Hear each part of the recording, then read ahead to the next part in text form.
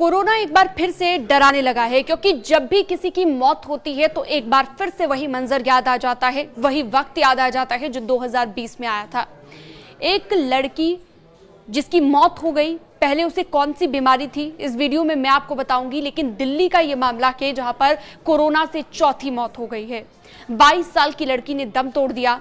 राजधानी में तेजी से कोविड फैल रहा है, लेकिन इसके लिए आपको सावधानी बरतनी है। क्या क्या सावधानियां बरतनी है ये भी मैं आपको बताऊंगी। दिल्ली में बढ़ते कोरोना के नए मामलों के बीच मरने वाले मरीजों की संख्या बढ़ती जा रही है और अब कोविड से चौथी मौत हो गई है 22 साल की लड़की की। बताया जा रहा है कि लड़की को पहले से टीबी था और लंबे वक्त से वो इससे ग्रसित थी, लेकिन बाद में जब कोविड हुआ तो कोविड ने उसकी जान ले ली।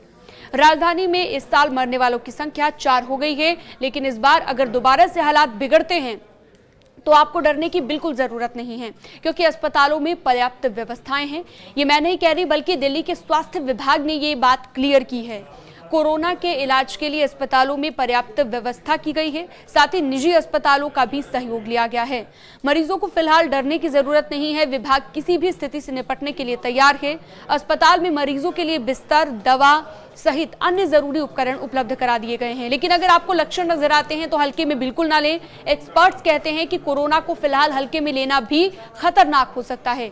यदि लक्षण दिखाई देते हैं तो सतर्कता बरतें और ऐसा करने से घर के बुजुर्ग और गंभीर मरीज सुरक्षित रह सकते हैं। डॉक्टर का यह भी कहना है कि कोरोना महामारी के बाद या फिर देखने में यह भी आया है कि लोगों में छोटी बीमारियां भी लंबे वक्त तक चल जाती हैं, जैसे खांसी, जुकाम, बुखार, सांस लेने में दिक्कत। अगर ऐसी कोई भी लक्षण आपको नजर आते हैं तो डॉक्टर की सलाह जरूर लें।